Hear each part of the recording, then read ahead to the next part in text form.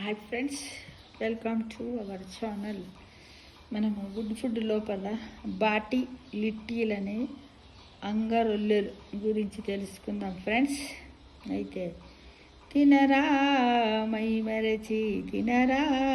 మరచి బాటి లిట్టీలనే అంగరొల్లెలు తినరా మైమరచి బాటి లిట్టీలనే అంగరొల్లెలు గారెలు బూరెలు మోరుండా అంగరొల్లెలు గుల్లా పీడాలదిగా గలభక్ష్యంబు అని ఈ విధంగా ఒక పాట రూపంలో అయ్యలరాజు నారాయణమాత్యుడు హంసవిశంతి క్రీస్తకం 16వ శతాబ్దంలో అంగరొల్లెల గురించి ప్రస్తావించాడట. అసలు అంగరొల్లెలంటే ఏంది? నిప్పుల మీద కాల్చే గ్రిల్లింగ్ ప్రక్రియలో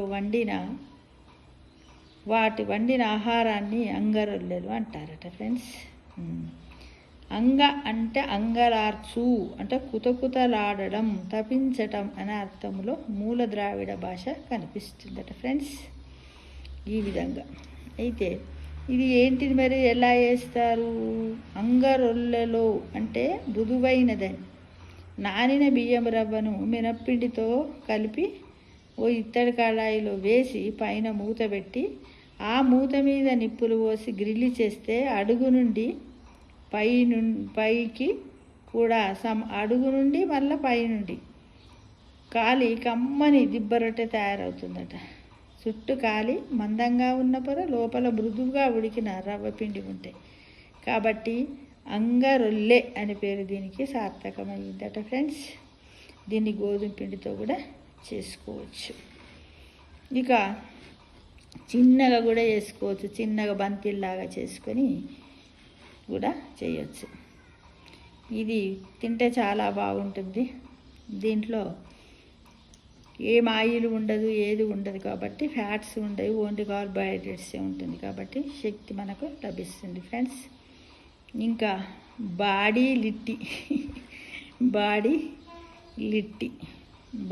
లిట్టి అంటే ఏంది? బాడీ అంటే విశాలమైన బాడీ లేదా బట్టీలో ఇసుక, ఉప్పు, బూడిద, ఇనుప రజలాంటి వాటిని పోసి పొయ్యి మీద ఉంచి వేడెక్కించి దాని మీద ఇదేంటిది గోధుమ పిండితో చేసినటువంటి బంతుల్లాగా చేసినటువంటి వంటకాలన్నింటిని దాని మీద పేరుస్తారట. పేర్చి అటు ఇటు అంటారట. అయితే దాని లోపల ఏం చేస్తారట అంటే కొబ్బరి కానీ ఏదన్నా మసాలా కానీ దాన్ని లోపలికి పెట్టి ఇటు అటు తిప్పుతూ ఉంటారు. ఈ బంతిని తిప్పుతారు. తిప్పిన తర్వాత కొద్దిమంది ఏమో బంతిలాగా చేసిన గోధుమ పిండి దాంట్లో ఇదిని కూరుస్తారు అనమాట. ఏంటంటే జస్ట్ లైక్ మనము భక్ష్యాలు చేసేటప్పుడు పూర్ణం పెట్టమా దాంట్లాగా పెట్టి అట్లా కొన్ని కాలుస్తారట, విడిగా కూడా కాలుస్తారట. దాన్ని ఏంటంటే కొబ్బరి చట్నీతో కానీ అలా తిన్నట్టయితే బాగుంటుందట. దీన్ని ఎక్కువగా ఎవరు చేస్తారంటే రాజస్థాన్లో వాళ్ళు, బీహార్లో ఎక్కువగా చేస్తారట. రాజస్థాన్లో దీన్ని బాటి అంటారట, బీహార్లో లిట్టి అంటారట.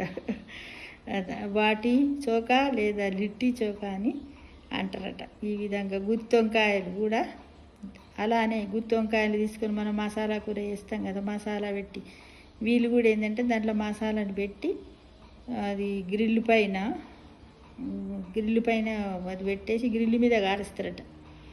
కాల్చి ఆ కాల్చిన కూరగాయలకు ఈ గుజ్జు ఉంటుంది కదా, ఆ గ్రిల్ మీద కాల్చిన తర్వాత ఈ మసాలా గుజ్జునంతా దాంట్లో పెడతారట.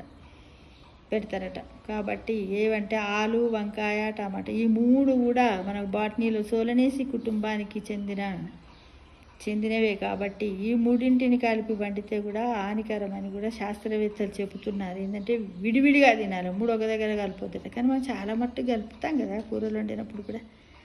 ఆలు, వంకాయ, టమాటా మూడు కూడా సోలనేసి ఫ్యామిలీకి సంబంధించినవి.